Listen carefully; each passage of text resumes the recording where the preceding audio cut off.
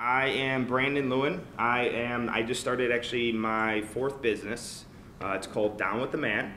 There's a whole long story behind it, but it's not politically charged in any way. It's really more about philosophies in the marketing world and in the business world. And so if you have any questions about that, I'll feel free to answer that at the end. But my background is I've been doing this for the last 8 years. I've been in social media, digital marketing. I've been on all walks of life. I recently was working for a digital intelligence agency where I learned a lot about web analytics and digital marketing, and I traveled the North American continent talking about digital marketing, training people, large corporations, small businesses. So my background is speaking and digital marketing. I love to share information with everybody. So this is a big passion of mine. I've been doing it for a long time. Twitter actually is one of the newer ones that I've spent a lot of time on. Actually, the last 4 months I focused, even before that I was on Twitter. I was good at Twitter. I was successful with Twitter. But the last 4 months I decided to really just focus predominantly on that medium, that social media platform. So there's been a lot of new developments that I'd love to be able to share with you guys, but some of them are a little advanced. So I'm gonna baby step into this. This is gonna be kind of like 101 mixed with 201. So we'll get into some of the basics, but then we'll also increase into a little bit more advanced stuff as well. So, but my contact information is at the end of the presentation. So if you have any questions, feel free to do so. Reach out. All right, agenda for today. I love agendas because we stick to them, and hopefully. And we'll get through as much as we possibly can. We do have till about 11 o'clock, so we have a little bit over an hour right now. Agenda, overview. What is Twitter? How does it work? We'll go into Twitter for business. How do we use it for business? We'll go through all these pretty much, and we'll get through all that. So first and foremost, well, of course, because I'm a Mac user, and this is a PC. This did not translate over. So what happened here is that transparency, I'm just gonna delete this then. All right, so there we go. I'm just gonna delete that. I try to get all fancy, and you see what happens when you try to get fancy. All right, that one didn't really work either. All right, we'll be doing this on the fly. It's all right. Keeps me on my feet. All right, let's do this from current slide. Okay, so what is Twitter? Twitter was developed back in 2006. It actually was not what it was supposed to be when it first started. It was actually supposed to be a podcasting software. And the founders realized that at that time, Apple came out with iTunes, and they were like, my idea is completely shot. We can't do this anymore, blah, blah, blah. They had to think about it. And so Jack Dorsey, who's one of the co-founders, was real into mobile, and he found out that there was a way to take the technology of text messages and put it onto a website, and to basically share your information, what you're doing, to the public and with your friends. And that's essentially what the concept of Twitter was, and still is. And so they created the website, and now it's what they call, and then Ev Williams, who's one of the also co-founders who was funding the whole thing, he started Blogger, which is a blogging platform that Google bought.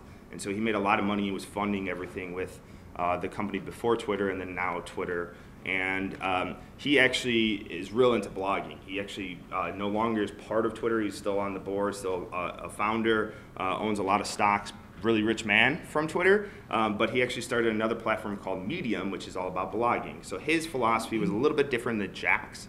His was, let's find something that we can blog about, how we can talk about and share our information to other people. So Jack was more about tell people what I'm doing and share with my friends, and then Ev was let's just share information. Let's share our content, our intellectual property with the public. And so so a lot of times how I like to describe it is as a microblog. It's a place for you to go out there and share information. Now you only have 140 characters to do that.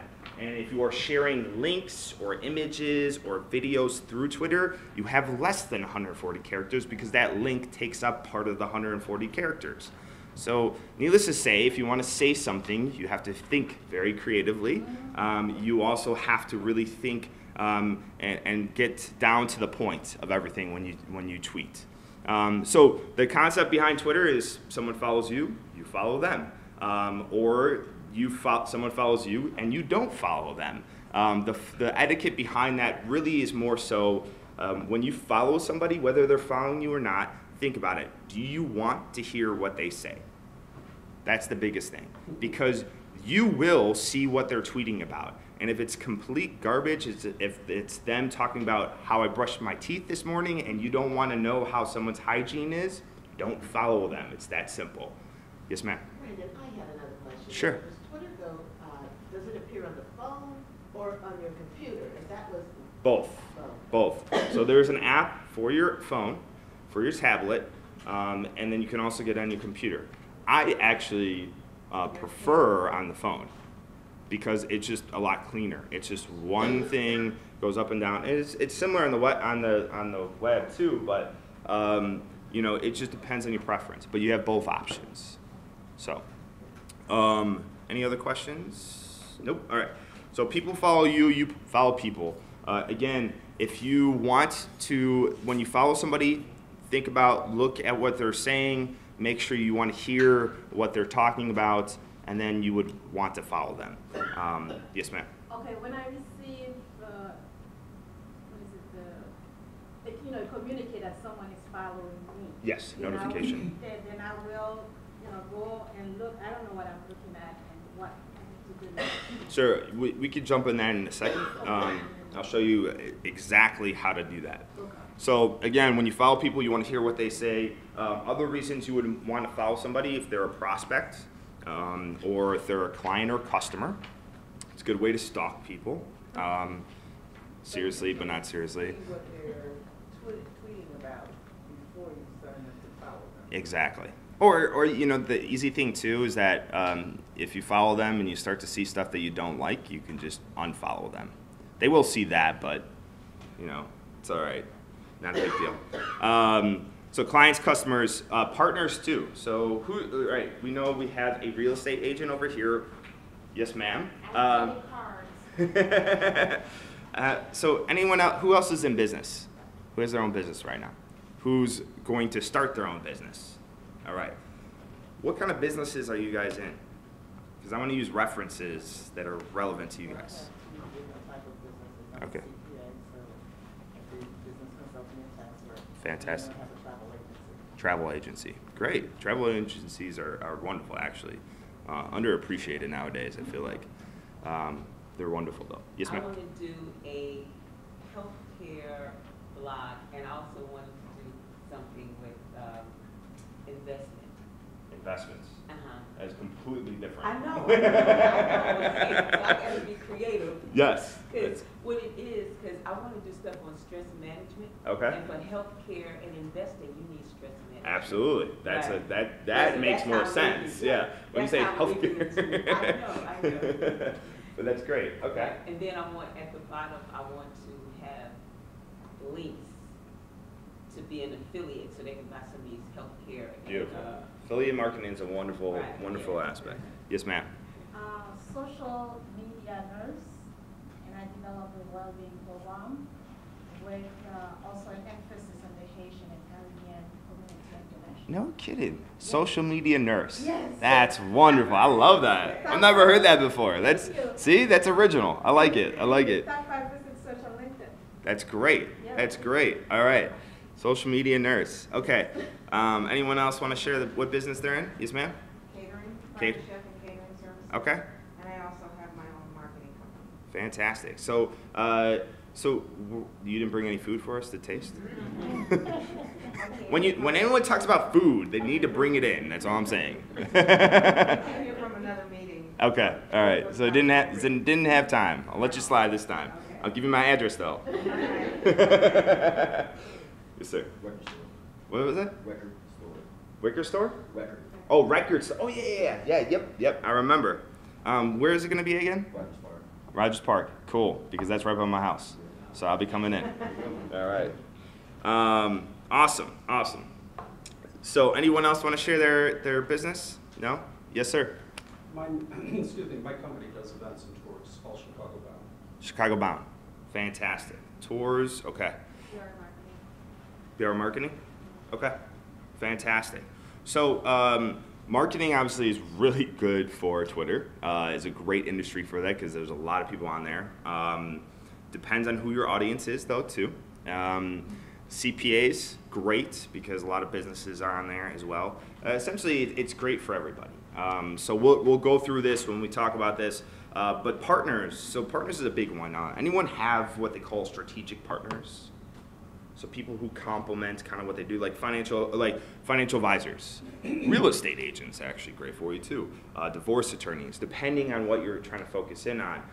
Those people. So when you have strategic partners who essentially work with the same clients as you do, but they don't compete with what you do, those are great strategic partners. Also, people who are similar-minded too. You don't want to work with people that, excuse my language, are assholes and you don't appreciate. So you want to work with people that you're happy with. And you can be friends with. So those are partners, and those are also people that you want to connect with on social media. Yes, ma'am. What I'm finding out, my strategic partners are the film industry. Film industry. From the Caribbean. It's amazing. See? Yeah, we just like. But you know what? Those type of strategic partners, the ones that are a little bit out of the box, not the Yes. norm that people think about, are the best. Ah, Are the best. Yes. So wonderful. I'm glad you found that. Yes. That's fantastic. All right. So moving on, when you follow people, basically the etiquette behind following people is that you give them valuable information. So this kind of goes into, we're going to touch on different parts of these here. So first of all, when you talk about tweeting, how often do you tweet? So who currently tweets right now? How often do you tweet? Well, I have a little automatic thing set up that it tweets every single day, even when I don't tweet. Okay, wonderful. Anyone else who tweets? I know you tweet. How often do you tweet? every couple of days. Every couple days? Okay. Anyone else? Yes, ma'am. My personal Twitter, I tweet like every 45 minutes. Every 45 minutes. There's all walks of life, though. I'm serious. Yes. The current Twitter that I have now is all marketing focused, so I Okay. usually tweet everything business oriented for that one. Okay. But I'm setting up one now for Chef Mommy, which is my company, and I'll be tweeting all food related, mostly. Awesome. I like the name, too, by the way. Oh, yeah. Chef Mommy. Thank you. Yes, look at that. My son made it up. Had him and another kid at the table eating, Uh-huh. and the little boy was just going, and my son said, "That's Chef Mommy." Ah. And I immediately went and reserved the domain. And Yeah. that was like 5 years ago, and I just started it. I just really started the business in November of last year. That's great. Well, Yeah. congratulations. When a marketing client didn't pay me, and I had to do something really quickly. Yeah. So. There you go. That's fantastic. Love it. Love it. Love to hear more about it too. And get some time. All right. So conversations. So how often? How often do you tweet? The big thing here is it's different. It really is different for everybody. What I have found is that when you strategically tweet, so when you tweet with the right people about the right things, you gain a ton of followers. And there's a thing called chats. Anyone heard of chats? Twitter chats. So Twitter chats, I will give you, this might be a little bit more advanced for people, so I don't normally get into it, but Twitter chats, let me just show you real quickly, are essentially a conversation that people have on a weekly basis. It's usually on a weekly basis. So there's different topics. There's one like last night, participated in one called Dad's Chat. So although it's predominantly focused on dads, actually parents are supposed to be just moms are also included in it. It's actually one of the largest chats out there. They influence, I think about, they get about, I think about 2.3 million views per chat. So that means eyeballs onto those tweets that are going out there. But basically what a chat is that they say, all right, we have this topic. It could be dad chat. There's another one that I participate called brand chat, and that goes on every Tuesday at 11 o'clock Central Time. You jump on there. They go for an hour. They ask questions. You answer the questions, and you can interact with people. Now, during that time, what happens is that you are actually having a conversation with people who are also interested in that topic. So people are like-minded like you. And that's where you build up a lot of followers. But also it's people who come in there who maybe didn't participate and they see that. So they then come to you as well and they like you. And you find all walks of life that follow you, not just people in the chat, because what you're doing is you're sharing information. So the biggest thing here is that there's no right or wrong or how often you chat. What you have to see is what is the reaction to people when you do actually tweet. So the type of content you're sharing. So if you're posting a link about something and it's valuable information about taxes because tax season's coming up, did you get people to favorite your tweets? Did you get people to retweet it? Did you followers grow? So the biggest thing here is that you have to be analytical about this. You have to see, all right, how do I measure my success? And so if you do certain activities on Twitter and you are posting about certain things and you're doing it more often, you're finding that more people are following you than not following you or stop following you, because you will see that numbers will increase and then will dip and it'll be kind of a roller coaster here and there. But if you see that your followers are falling off, that means that you're not doing something right. The biggest time that I find that people don't stop following me and I reduce in my followers is actually when I don't tweet. I didn't tweet for 5 days, and this was actually planned out strategically to see what would happen if I didn't tweet for 5 days. So the day prior, or the day before I stopped, what I did is actually I jumped onto 3 Twitter chats. So I spent 3 hours on 3 different chats, and I increased my followers about 40 people, okay? In a matter of 3 hours, and just participating. Had a lot of fun, got a lot of information. Yes, ma'am? How do you find out about the chats? Great question. Easiest way to do it, there's specific links, and I can send you guys those, but if you just go into Google and you type in Twitter chat schedule, you will get a number of different links, because what happens is that they actually have chats for every industry possible. They have healthcare chats. Yes, ma'am? The chats are with hashtags, right? Yes, so how you stay within the conversation of the chat is that you use a specific hashtag. So that hashtag could be, like I said, when I had the brand chat, it was hashtag brand chat or hashtag dad chat. You will see that because when you look for these scheduled chats, they will tell you what the hashtag is, and then you just search for it. And you go into Google for that. You go into Google to find those schedules, and they'll schedule it.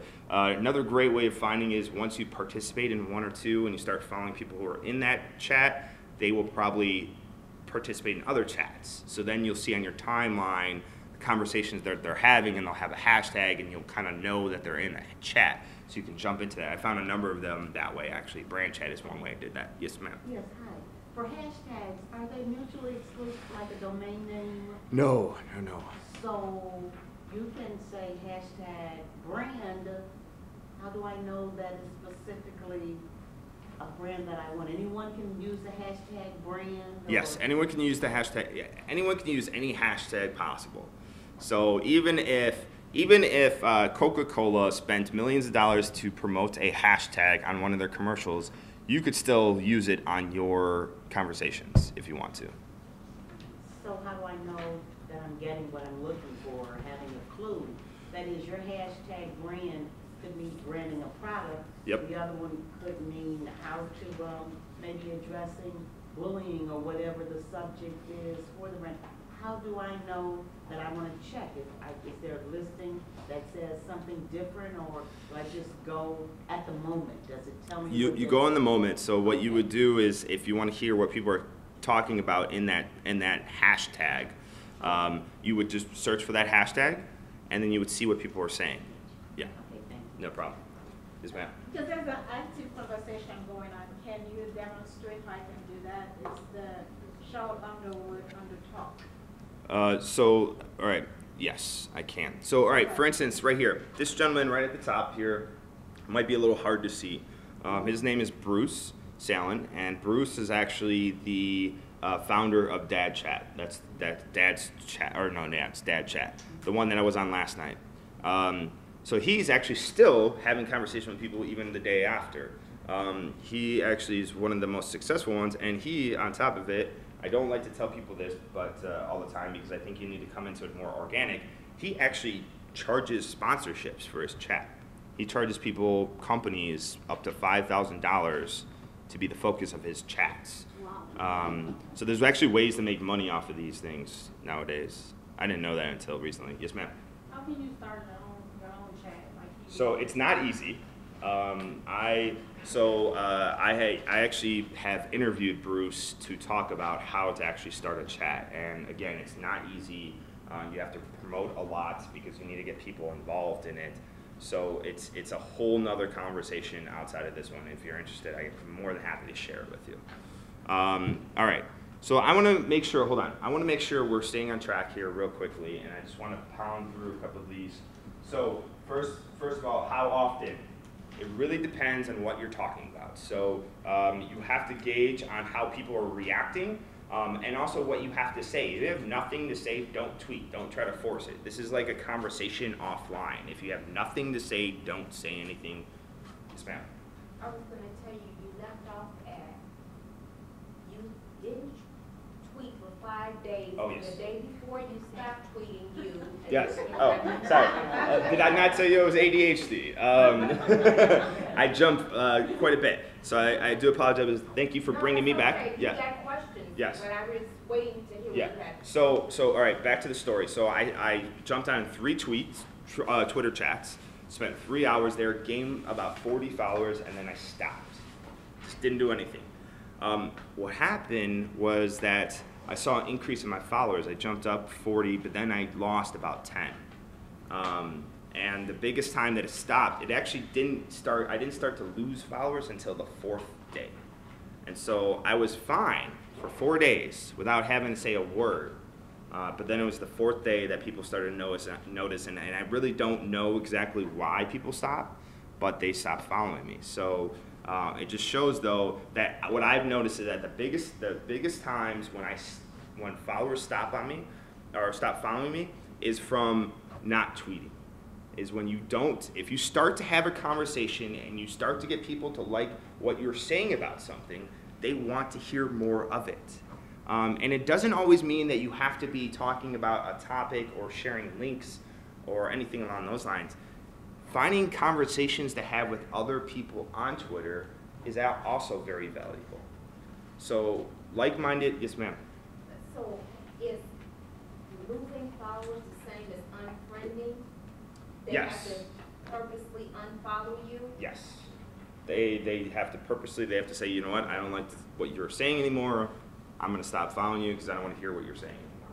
But what I was saying with conversations is key on here. This is what Twitter's all about. It's really about having a conversation with people. It's saying, all right, you mentioned something about fashion. And if I liked fashion and I was following you, I'd jump on there and be like, love that picture. Great picture, this and that. Where'd you get those shoes from? I love to get those shoes for my wife. And so, things like that. Then the conversation starts. Then you start, so like this guy yesterday, Bruce, one of his first questions on there, which I am getting tweets till today about, was he said, hold on, let me pull it up. He asked a pretty funny question, and I answered kind of in a humorous manner. He said, so what's one thing you're having a challenge about? And it wasn't necessarily around, well, he based it off of our kids. What's one challenge you're having with your kids right now? And I said, I have a 3-year-old daughter. And I said, I can't get my daughter to pee in the public restrooms. And some guy responded, he's like, I still have that problem. Bruce today responded, my wife still won't do that. So, it's these conversations that really build up the relationships. And this is where, I didn't know Bruce before, but now we're starting to develop a relationship. I have such a nice relationship with him that I've actually private messaged him or direct messaged him, which is not public to the Twitter followers, and I asked him to participate in this project that I'm putting together, which I'll share with you guys at the end, and he was more than happy to do so. And I found strategic partners who are people in New York. He's in Pennsylvania or something like that. The people I normally would never come in contact with. If you start to build up that relationship and just talk to them like we're having a conversation right now, good things will happen. So I don't have a definitive answer for how often, but just what I always say is go out there, test, post some things out there, have conversations with actual people. and see what comes out of it. So conversations is a big part of here. We talked a little bit about hashtags, content. So content is a big part of this. Content is a big part of marketing in general in today's day and age. Content could be anything from content that's just on Twitter, like a conversation, or it could be a blog post that I created. But what people need to do, every business in today's day and age has to become their own media company. Okay? I'm going to say that again. Every business in today's day and age has to become their own media company. And what I mean by that is that you need to produce content that you share that intellectual property. Talk about certain topics around the community that you serve in a nursing perspective. You know, what type of medicine should they do? What type of exercise should they do?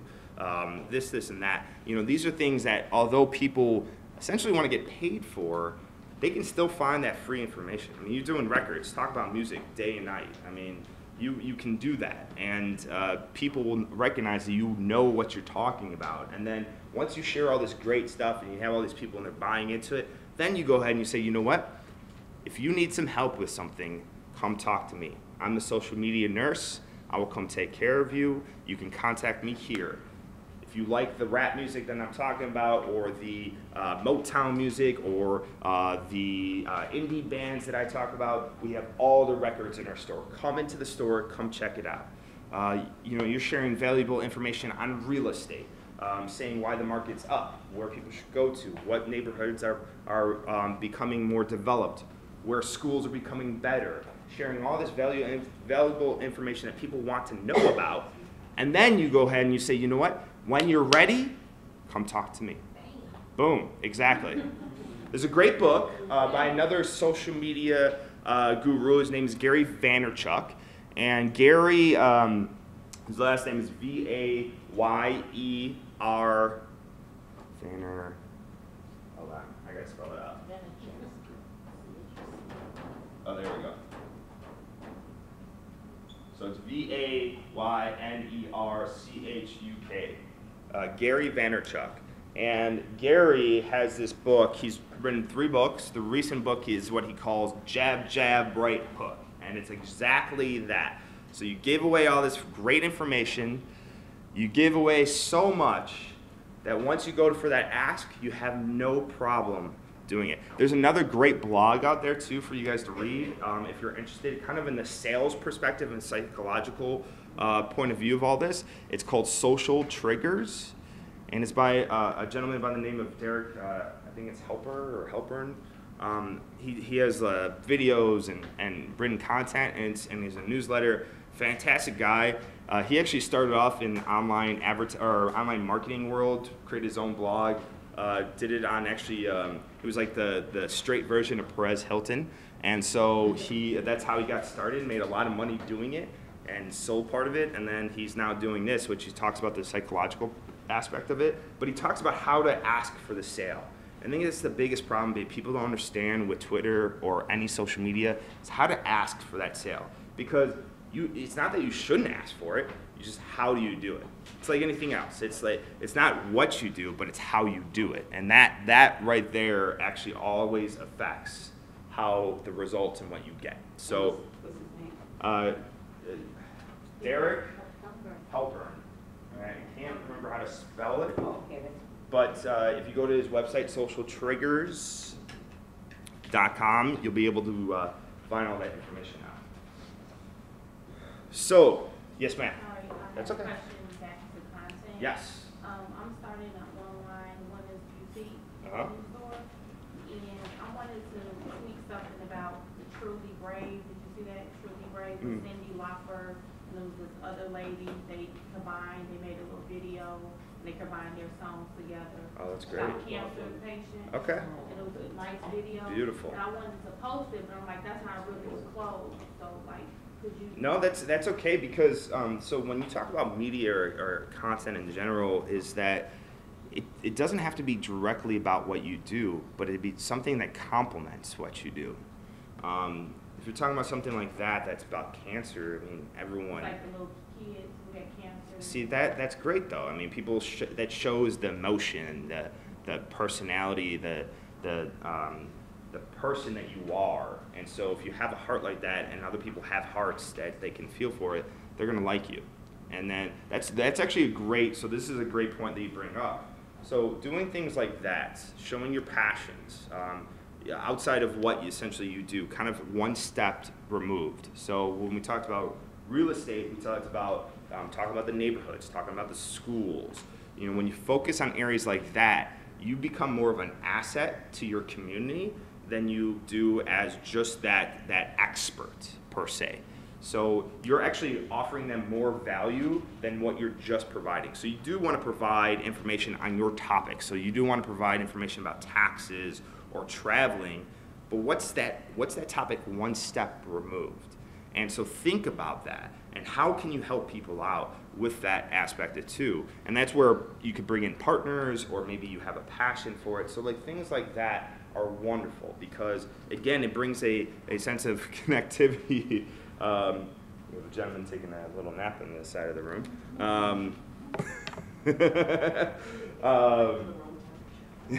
Probably was. So yes, so you definitely want to do that one step removed. That's definitely fantastic. Content too is everything from blog posts, as I was talking about. Videos are a big thing. Videos, and if you're comfortable with videos, you can do them yourself. Doesn't take a whole lot. You can have everyone's smartphones nowadays has a camera on there. The quality on these are very nice, and so you can just pop them out and record yourself. There's a lot of really cheap equipment out there. I actually have a microphone that plugs into my phone, because that's the biggest thing when you talk to people who are in video or just people who watch videos is the audio. Like the picture doesn't always have to be the best picture in the world, but you have to have really good audio. If you can't hear somebody, they're gonna stop listening to you. What kind of microphone is good for that? So I just have one. I didn't bring it with me, but it plugs. It's for a smartphone, so you can plug in. It's one of those like lapel kind of plugs, and it works wonders. It was like $10 on Amazon. I even got a stand that I can put my phone on.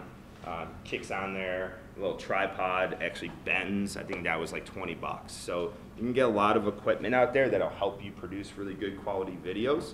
And you could go ahead and do that. Videos are fantastic, and it's a great way to produce a lot of content in a short period of time, because when you write something, unless you're a really good writer, it can take you a couple hours to do. Now, if you know what you're going to talk about, you can jump onto a video and talk about that topic for 2 minutes, 10 minutes, whatever the case may be, and then bing, bang, boom, you're done. As long as you don't stumble a lot, you can make a video in that short period of time. So it's a really effective way of producing content. That's actually how Gary Vaynerchuk got started, is that he was running his family's liquor store business in New Jersey, took them from 3 million to 40 million in 3 years, because he created a YouTube channel in 2006 called Wine TV. And so he got on there and he would talk about wines, and he would bring his own little perspective, which is very animated and colorful. And so he would reference things as wine tastes like charcoal or goat's butts or stuff along those lines. So his personality mixed with what he did was very unique and got him noticed. And so it grew his business, but also got him recognized, and he launched his own media company. He's wrote 3 New York Times bestsellers, so he's doing very well for himself, and all started from that aspect.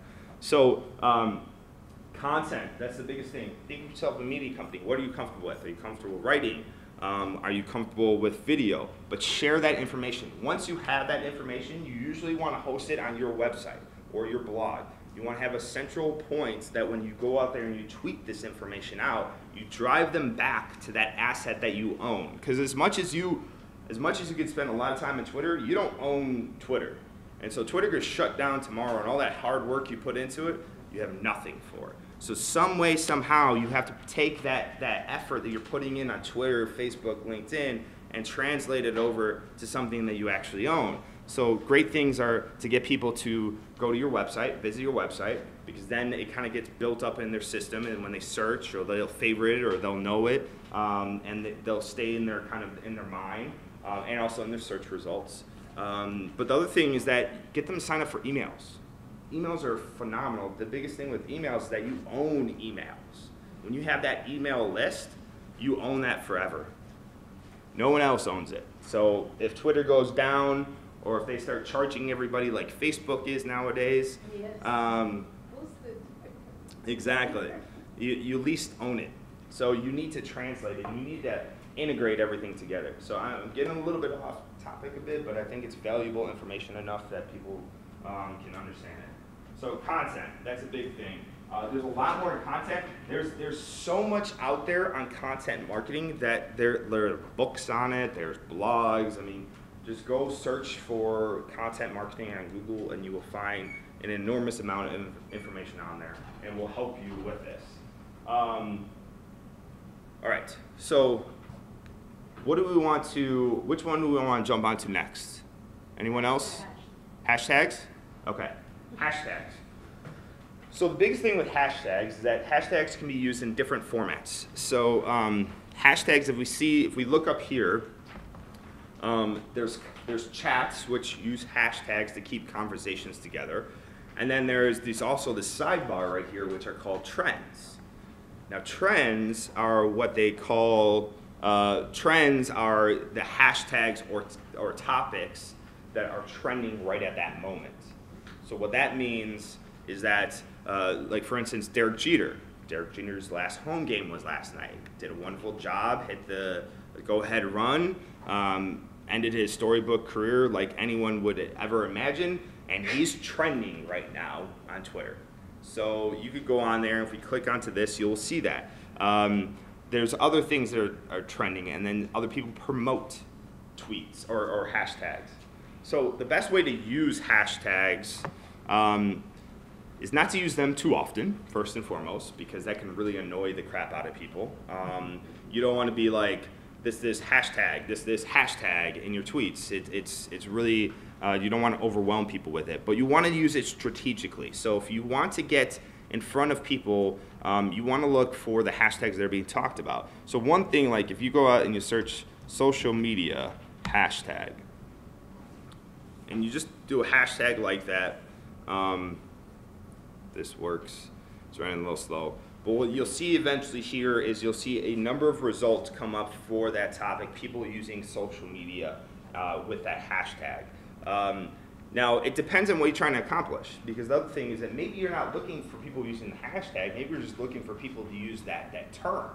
Maybe it's not hashtag social media, maybe it's just social media in general, or maybe it's real estate, or maybe it's a certain neighborhood, or it's a certain topic on taxes. You don't need that hashtag, you just need to search for that term, and you'll see everybody who's talking about that come up. And that's where then you can, what I call, infiltrate their conversation and kind of jump in and maybe make a comment and talk with them. And that's the biggest thing, is you just want to find people talking about the topics. So hashtags are somewhat important for certain points, like chats, but I don't necessarily see them as the end all of everything. From a conversational standpoint, it's great for chats, but if you're really looking for people using that as topics, just search for the terms, not necessarily for the hashtag. And then you'll see all this information. You'll see people who are using the hashtag. You'll see people who aren't using the hashtag, and you get a lot more out of it. Another way to use hashtags is to essentially use the trend. So a lot of times you'll see different trends on the side here. A great kind of creative way is to find a hashtag that you can then throw your content into it somewhat strategically. So let's say, for instance, I had a blog post, and I decided to create a blog post about how sports and social media work together. What I could do is change that title on there, or tweak things around a little bit, and somehow strategically work in Derek Jeter into it. Like, this is how Derek Jeter's Twitter works, or something along those lines. And the purpose of all this is to creatively infiltrate a trending topic and put your content in there, but use it in a tasteful manner. So what happens is that you might not get a huge spike, but what you will do is you will see new followers that are in your that maybe are following in that same topic and they're interested in what you're talking about, and so they'll actually look at your information. So yes. Will they see when you're hashtagging the same topic that maybe somebody's discussing? Will they see your tweet? The hashtag Derek Jeter or something like that? Yes. Okay. Yes. So anybody will see it? Anyone who's looking for that or is in that conversation will see it. Yeah. Yes, ma'am. Isn't that you have to be careful about that though, because sometimes the hashtag means something completely different. Like that thing that just happened with the Why I Stayed hashtag. The which one? The hashtag was Why I Stayed. It was about speaking about domestic violence, but some company used it. It's like I stayed for the my Dunkin' Donuts, whatever, and it's like. Very good point. Really upsetting. That's just etiquette in general. So like whoever did that obviously didn't know what they were doing. So that brings up a good point though, is that anything you do on Twitter or on the internet will be seen by other people. So be very careful in what you do. If you are going to use a hashtag like that, make sure you look at the hashtag to see what other people are talking about. Because if it's something like that and it's completely off topic of what you're trying to infiltrate that conversation, that can really be horrible for you. So you have to be careful. Yes, ma'am. You're using as an example the website. Can you use your phone app the same as the website and in finding the hashtags and see what's trending? Yes, yes, you can. You can definitely use the hashtag. Because I'm going to walk around for a little bit, so I'm going to grab the mic with me. So you could definitely use the hashtag to find that information out. So I'm sorry, ask that question again. I got thrown off again. I asked if the phone app does the same thing as the website.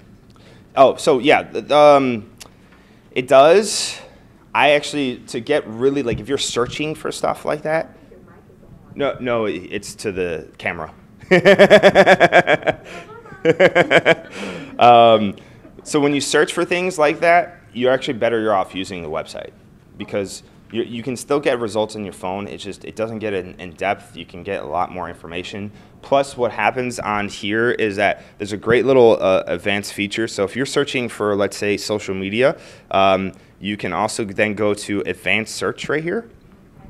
And advanced search is actually used to be something separate from Twitter, and then Twitter actually included it in their part. But what you can do here is you can go in here and you can search for any words, exact phrases. You can search for questions. You can search for hashtags, and then you can narrow it down to actually by language. You can narrow it down by location. So if you want to see if people are tweeting about some type of topic, say nursing in Chicago, you can actually search for it here. If you're looking for people who are talking about records, certain type of records in the Chicagoland area, you can search for it on here. You can get very specific in this search, and this can give you a lot of information. Fashion, same thing. You can go out there and then you can find those people and you can have conversations with them. That's the biggest thing. You can find them through these advanced search. There's also the automation tools. So there's tools here. I'm just going to transition a little bit off to the automation tools. So there's automation tools and there's different ones. There's Hootsuite. Anyone use an automation tool right now? I know a few of you said yes. Hootsuite, fantastic. Anyone else use anything? Hootsuite, HOOTSUITE. It's free up to 5 accounts, I believe. And SUITE. Yes.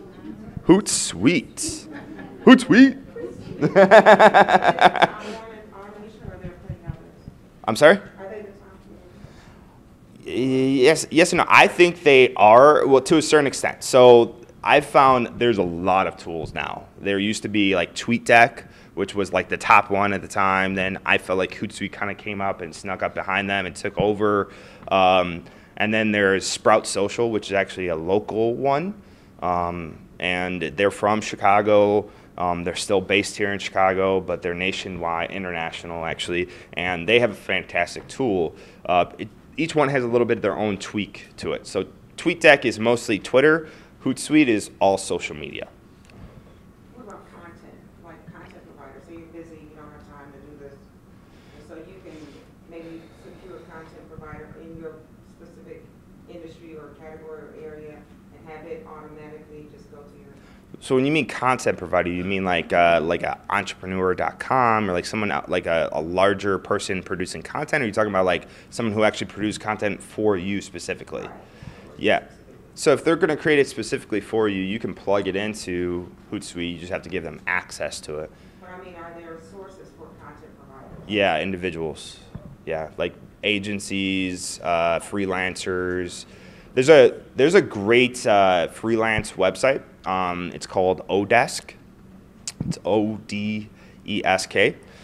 I use it all the time. You can find anyone from people who are going to do financial reports for you, to people who will be virtual assistants, to people who will actually be content writers for you.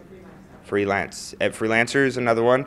I've tried that a bit, but I'm more into Odesk. I just had better results. They give you reviews. You pay everything through that platform, so everything's secure. It's a great, great resource to use for things like that. No problem. So Hootsuite, back to the automation tools. Hootsuite's a good one. The reason I like Hootsuite is that not only can you schedule tweets, Facebook, and LinkedIn, but there's a part in there where you can actually go in there and you can segment out, especially in Twitter, keywords people are talking about. So if you want to keep track of, let's say, real estate in Chicago, or you find a keyword that people are talking about, nursing in Chicago, you can plug that in, and then you go into your Hootsuite account maybe once a week, a couple days a week, and you'll see in just one stream what people are talking about in that. So you don't constantly have to come back to this. You don't have to segment them out on Twitter. You just go into Hootsuite and you see all that information sitting there, and you can jump in and have conversations right in Hootsuite. It's a phenomenal tool. A little bit more advanced and something that, you know, maybe it's something to think about once you get comfortable with everything, but it's a great tool. What I also like is there's another great platform now that I really have fallen in love with. It's called Buffer. And Buffer, what Buffer does is actually Buffer actually produces content. So if you want to, if they pull in content for you that you then can share with everyone else. You just answered my question. Yeah, no problem. So they pull in content from everywhere. Medium, all these different platforms, and they're on different topics. Predominantly right now, they're kind of like startups. There's some science. There's some marketing aspects to it. It is free. Is it buffer.com? It's Buffer, yes, buffer.com. It'll probably retarget or redirect you to a different, it's Buffer app, I think. But just go buffer.com and it'll take you to the site that you need to go to. Sign up free, up to 3 accounts. You can pay for it too, which is like $102 for the year, which is phenomenal. The great thing about Buffer too is it gives you analytics too, in the sense that it actually will track it back to your Google Analytics. Anyone use Google Analytics? Okay, everyone who has a website needs to get Google Analytics. This is a completely different topic, but it is the wave of the future to know where things are coming from. The only way you're going to know what's working as far as like what tweets and Facebook is to have the analytics on your website to see where the traffic's coming from. So you need to sign up. It's free. If you have someone who set up a website for you, just have them plug in the code. It's really simple. It's not hard to do, but you need to have that. So Buffer is another one. That's where the content. I love it. They're developing. It's new, so it's only been around for a couple of years. But they're starting to develop where they're going to pull in other content, so it won't just be based on the stuff there. It'll be kind of more on the likes of what you are looking for. So you can use that. That's a great tool. So Hootsuite will set up. Yes, ma'am. So essentially, what you're doing is you're kind of taking all the information that's out there, and part of your strategy is just even repeating what is out there, but everyone may not have seen it. So you're pulling from other people's, not always Yes. originally generated content. No. So you asked about kind of like how do you share original and all that stuff. So what I always say is that if you can produce a lot of original content, do it. You know, do it. But again, it takes a lot of time. It's not easy to do, and not everyone's very comfortable with doing it. but it's definitely a necessity. So you definitely need to do it, but also mixing in other topics from other people, things that are complementary to what you do. So like I always throw in like things about science or startups or entrepreneurs, and I'm not necessarily the thought expert on it, but it does attract the audience that I'm trying to attract. So you want to find those complementary topics, and then you can pull it from those other resources. So it could be like a 70-30 blend of. Yeah, some people do a lot more. So some people do, are you talking about 70-30, 70 original, 30, No, yeah. you're saying the opposite around? Yeah, yeah. So there's actually a rule, I put a rule in the presentation that says to the 10-4-1 rule. So what the 10-4-1 rule is that it pertains to, for every 10 posts you put out there, and those are third-party posts. So for every 10 third-party posts, you want to post 4 original posts. And for every 4 original posts, you want to ask once. Okay, can you repeat that? Yes. Post 10 for every 10. So every time you post 10 third-party articles or content, it could be anything. It doesn't have to be articles, but anything not directly from you. Every 10 times you do that, you want to post 4 original articles or posts or content. And for every 4 original posts that you do, you want to ask once. What does ask one? So ask somebody to do something. No. Contact me for a free nursing consultation. Sign up for my newsletter. I have a fantastic new ebook. You should read it. Sign up for that. So there's a lot of different things, that you can ask for, but you have to figure out what that ask is. But essentially, it's ask them to take some sort of action that's going to help you out. No problem. So that's the rule, 10-4-1 rule. Again, I like to do more original content than worry about other people. But again, it's not easy to do, and it takes a lot of time. Best way to create original content, though, is to think about what do your clients, customers, people who are interested in what you do, what do they ask you? What kind of questions do they ask you? Those type of things are the best ways to start off. And actually the other day, so there's a lot of different ways to produce content and ideas for content. So the other day I volunteered in this think tank for entrepreneurs who are starting their business, and they come together, and I was one of the mentors, and we were talking about branding, and they were just talking and asking questions, and I was answering them, but I was also writing those questions down, because then I was like, I know that if they're interested, like anything else, if someone has a question, if one person has a question, there's 99 other people who have that same question. So you can just sit there, and they were asking me questions, and I just wrote those questions down, and now I have literally probably like 15 different blog posts, and now I can go out and write or talk about it in video because they gave me that information. So use those times. I even took a chat, and you'll see it because I put on the blog post. I took a chat, the brand chat that I did, and I shared the questions, and then I answered them in a little bit more detail because you only have 140 characters to do them on there. So I provided like a paragraph on each one of those questions and used that as a blog post. And so you can be a little creative, and it's not as hard as you think. You just kind of have to get in the groove. It's like anything else, like you just have to get in the momentum, and so you start producing it. Yes, ma'am. Well, from what you shared, one thing I would like to be good at is transforming la resistance. Mm-hmm. Yeah, that's the conversation. You want to create, wait, what? Transforming la resistance.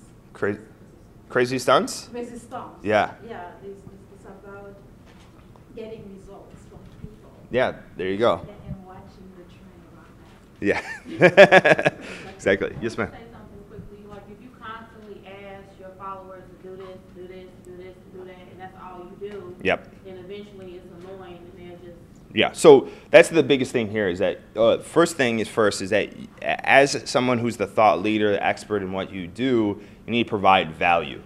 People are not going to listen to you if you're not providing value. That's why you want to share information. If you're asking, it's like anything else. Have you ever had someone who asks you all the time for something, and then what do? You don't want to talk to them. They come to your house, you close the window shades. They call you, you ignore their phone call. It's because they're not providing any value in your life to you. And so psychologically, we as human beings don't work that way. There's also a sense of reciprocity. You know, how do you reciprocate on something? People, there's a whole study, and there's this fantastic book, and it slips my mind on what the name of it is.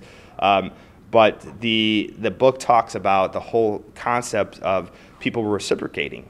And they talk about when you give somebody something, they naturally feel the sense of needing to give you something back. So that's why when you give something to somebody, you give away your knowledge, then those people are going to read it and be like, you know what, I need to somehow, and they're not going to know why, but they're going to feel like I need to give this person something back. And so in some way, shape, or form, you're going to get that back from them. So that's why providing value is very important. You give it away for free, and then eventually you ask. Another great story behind giving away stuff for free and then getting information back is from the founders of Geek Squad. The guy from Geek Squad, you everyone know Geek Squad from Best Buy? They got bought out, I think, in like 2006. But what they did is the gentleman actually, they produced over 200, and they still do this, they produced over 250 videos at that time of information that they did. So like services, so how to include or how to update your mail software or something like that. And somebody at a talk, the guy was giving a keynote, someone asked him, well, why would you give away all the information that you essentially charge for? And he's like, well, listen, our best customers are the people that go out there and try to do what we do, but then break it. And so they come to us because they broke it, but they got the information from us. They've watched 10 videos with our little logo in the corner, and so when they do break it, who do you think they remember? It's that little logo. And so, and that information too is that in this day and age, I think there's like 6 million blogs now on the internet, probably even more to this date. And the thing is that if someone wants the information that you provide, they can find it. They can find it. So why not give that information out to your community? And the best way to do that is produce your own content, but then to use these tools like Twitter, Facebook, LinkedIn, other social medias to share that information out. Because people are going to be in all different phases. People are on their phones constantly. When you go to the supermarket, where do you see people on? Do you see them reading the tabloid magazines anymore? No, they're on their phones now. You go in the supermarket next time you go in there and look in your line when you have to wait there. You probably don't want to wait, so you're probably going in the shorter lines. But you look on there, everyone's on their phones. And most of the time when they're on their phones, they're on social media. That's where they're spending their time. And so that's why it's great to have original content, but you got to use these tools to get it out there. That's what they're good for. These are tools. So anyway, I'm going to step off my soapbox for a moment. We have about 10 more minutes. What do we want to get through? Yes, ma'am. Okay, can we perhaps get back to for business on the PowerPoint, converse, engage, put people through the funnel. There's that sales funnel. Yes, Can you, great. Address that for us? Absolutely. Thank you. I have no problem doing that. Okay. So, Yeah, listen, yeah. you kind of covered that. Yeah. So listen, the biggest thing here is, just real quickly, listen is you want to listen what other people are saying. So listen to what they're saying.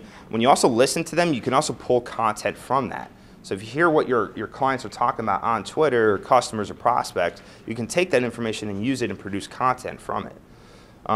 Converse. So first thing first, for a business, you want to converse. You want to have a conversation. You don't want to just go out there and what we just talked about. You don't want to ask.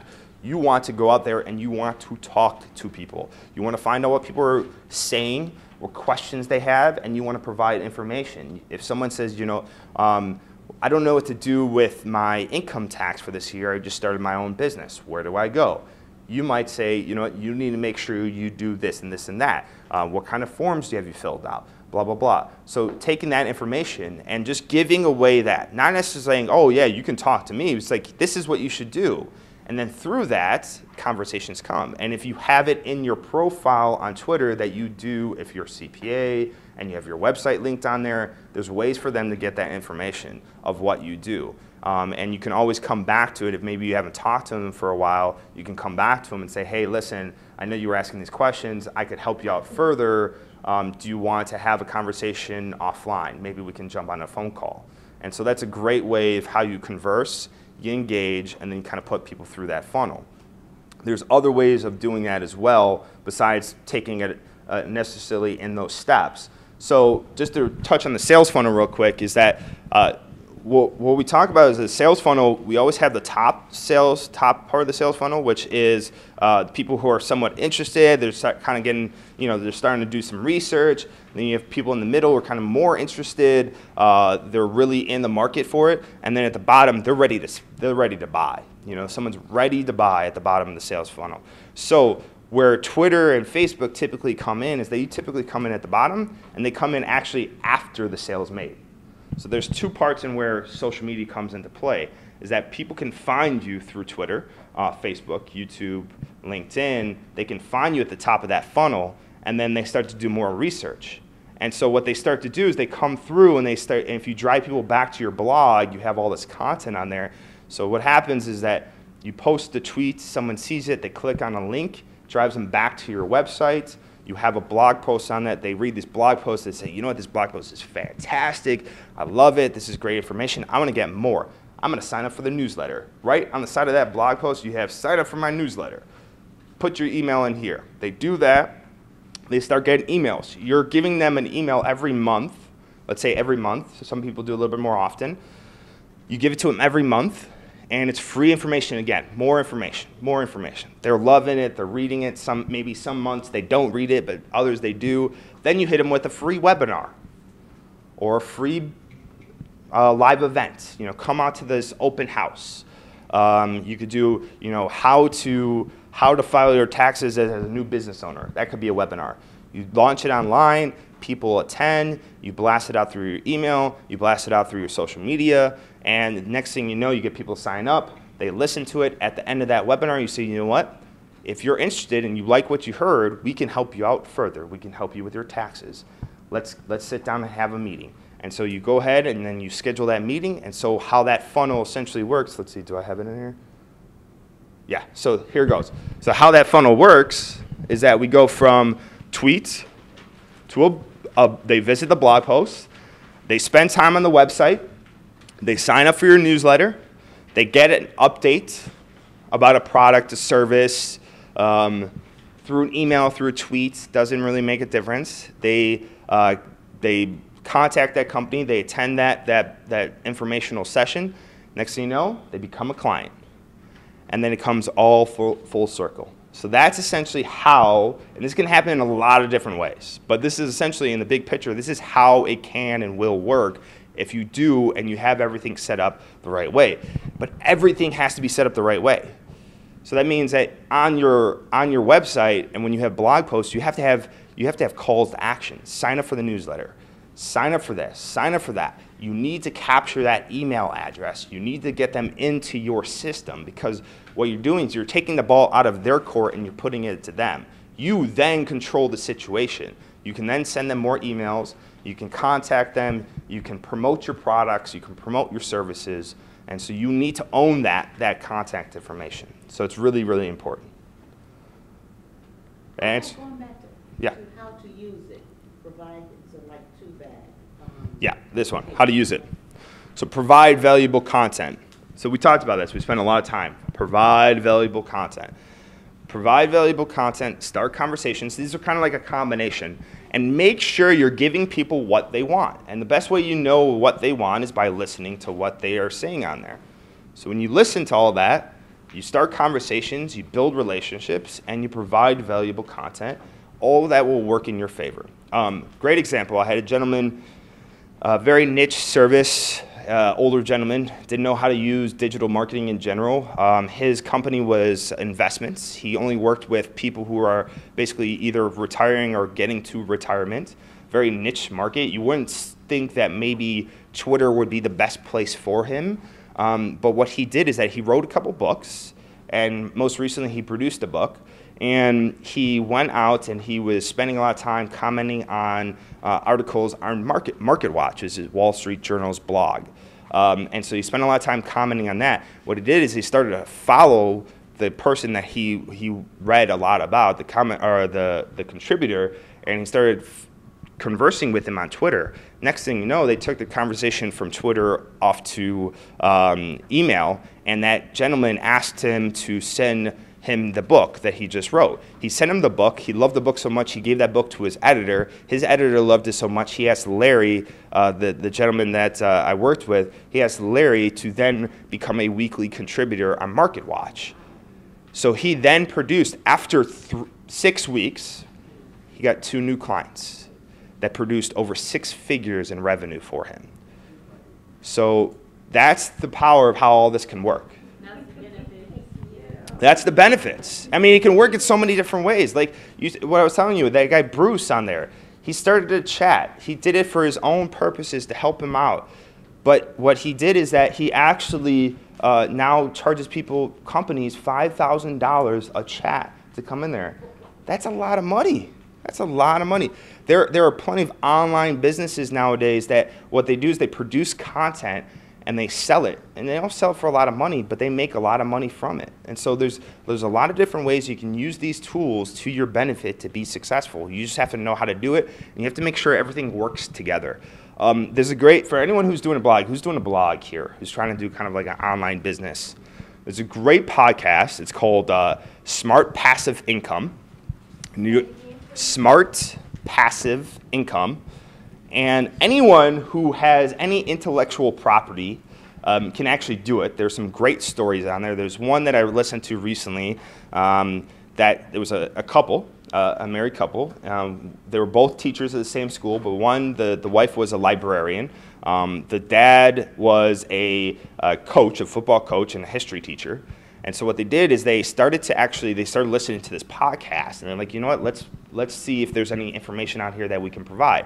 So the wife went out there and researched on the internet. There was no one talking about librarian information, how to set up certain things. And so what she did is she started producing a product, so like a checklist for librarians, very low cost.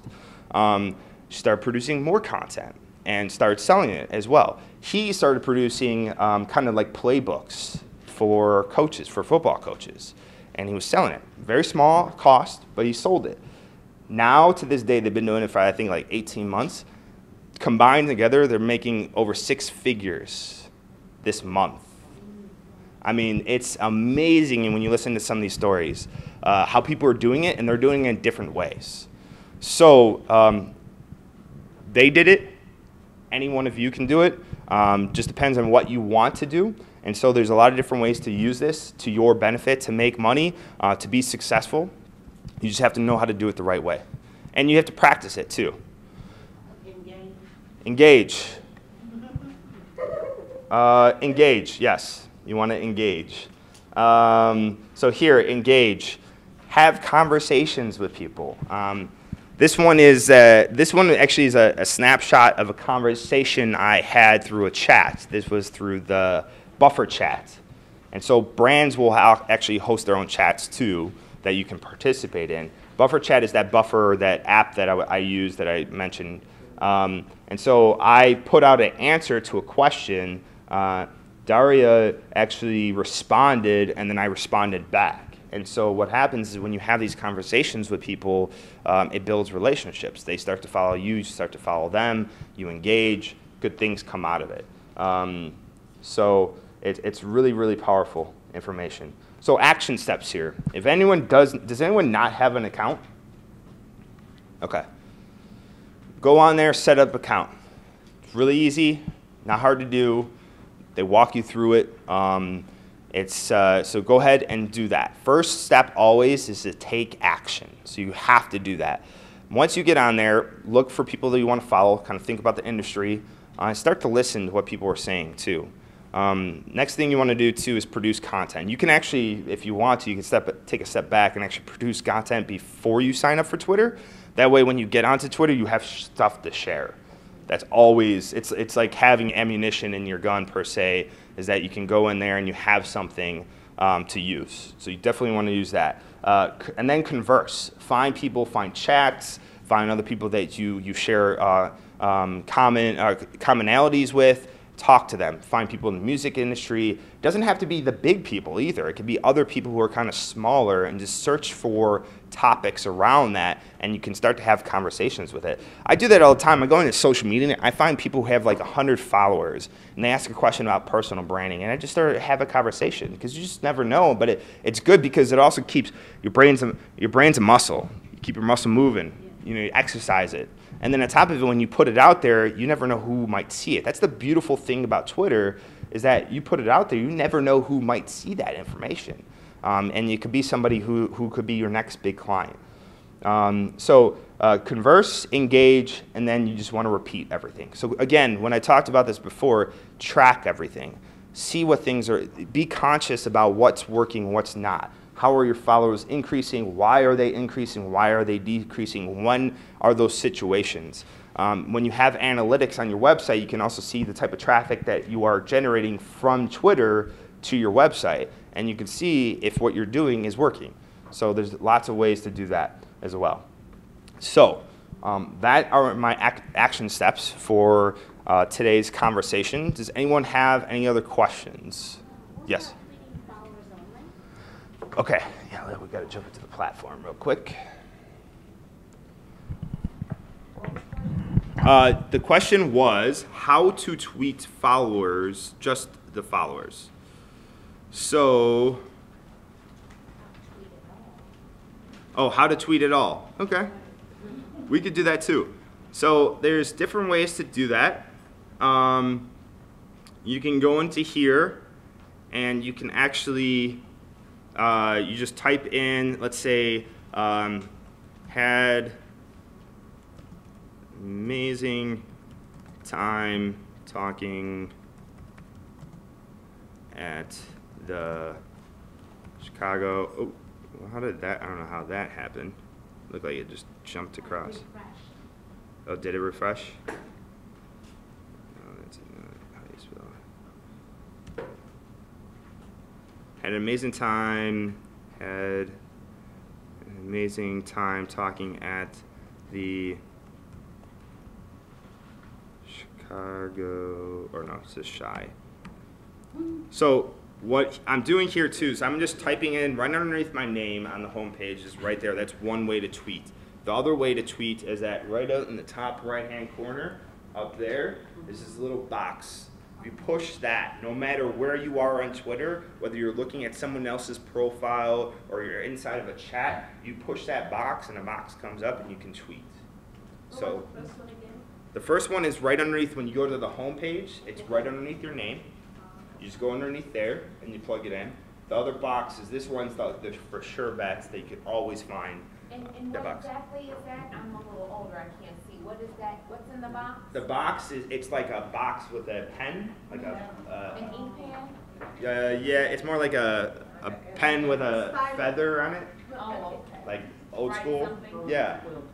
It's like what the founding fathers would have used, which makes no sense for a technology company, but yeah, it's cute. Yeah, exactly. So, so anyway, you start typing in the message, and what you can do too is that, let's say you want to include, looks like this died on me. So what you would want to do is, if you want to include, let's say, like I want to include Chicago small business because I want to put them in my tweet to recognize them, you type in the @ sign, and then you start typing in their handle or name afterwards, and they'll pull up the list. If you're following them, it'll pop up. Even if you're not following them and they recognize it and you have actually, their handle, it will show up. You click on it and it will include them in the tweet, and then you type it in.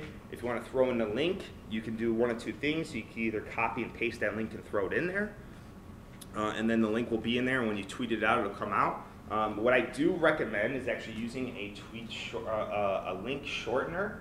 So link shortener, you can either, it's called Owly, so OW.ly is one. I like Bitly the best. It's BITLY.com, and you go in there and it's free, and you just copy the link, you throw it into the little section that says shorten the link, and they give you a short link. It shortens your link. So instead of having something that's like this long, it'll make it like that long. Can you give me the second one again, please? Bitly, BITLY.com. Thank you. And actually, if you use like a Hootsuite or a Buffer, they will do it for you. And can you tell me how to tweet from the phone? I don't see a little pin thing. Yeah, I'll show you. How about we'll do that after we Okay. wrap up here. So that's how you tweet. To tweet your followers. So if you're trying to have a conversation with a specific person, you start off the tweet. I don't know if this is working again. You start off the tweet with @ whoever that person is. So let's say if I wanted to talk directly to the Chicago BACP, I would start off my tweet with this in the beginning and then saying whatever I want to say afterwards. Had an amazing time, thank you so much. And what that will do is actually that will actually show up in my feed, but most times they're only gonna really see most of it. People who are following me might see a little bit of it, but it won't show up on my profile unless, when you look at someone's profile, let's see if I can get to there. The internet's running a little slow. But if you look on the website, on the profile, when you look at someone's profile, it says tweets. And those are usually just tweets that person's making. So like right here, if you look down, it says tweets. And then right to the right of it, it says tweets and reply. So that means they will see everything. That means if I reply to somebody or if I have a conversation with somebody, you will be able to see that. But if not, you won't see that initially. The reason why you see this tweet, although I'm tweeting to somebody, is because I decided to make it visible. And how you make a conversation visible if you want to is that instead of just putting this in the beginning, you put a dot, a period in the beginning. And that period to Twitter says they are now allowed to share that conversation with everybody.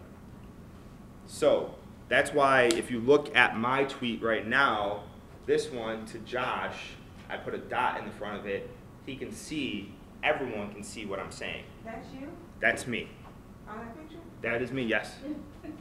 Does that not look like me? No, that doesn't look, you look way younger. In person? Yeah. Oh, thank you.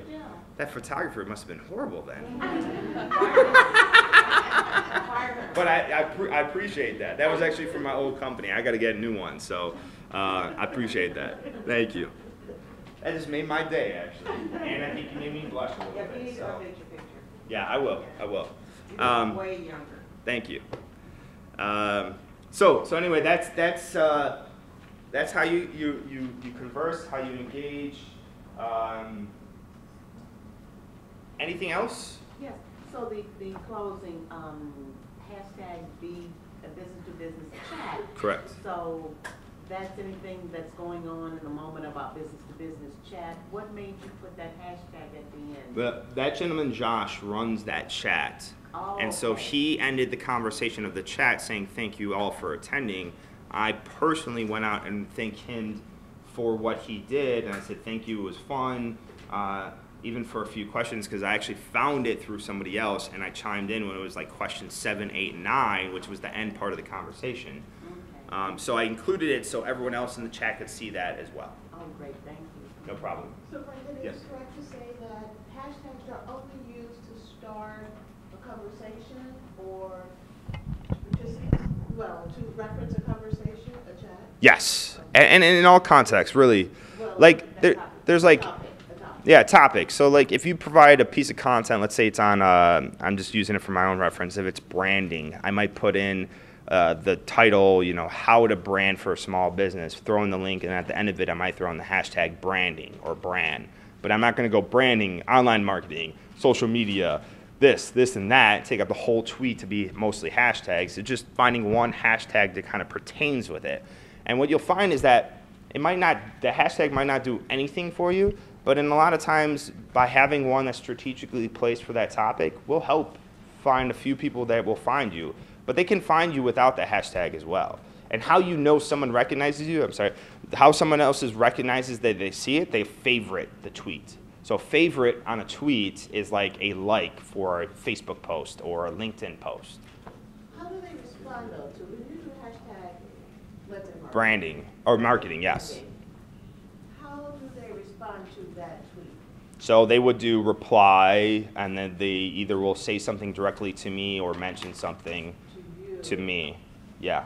So I know we're getting to the end, and we are at the end. I will be here. I'll stick around for as long as you guys want me to answer questions. I do just want to make a few quick announcements.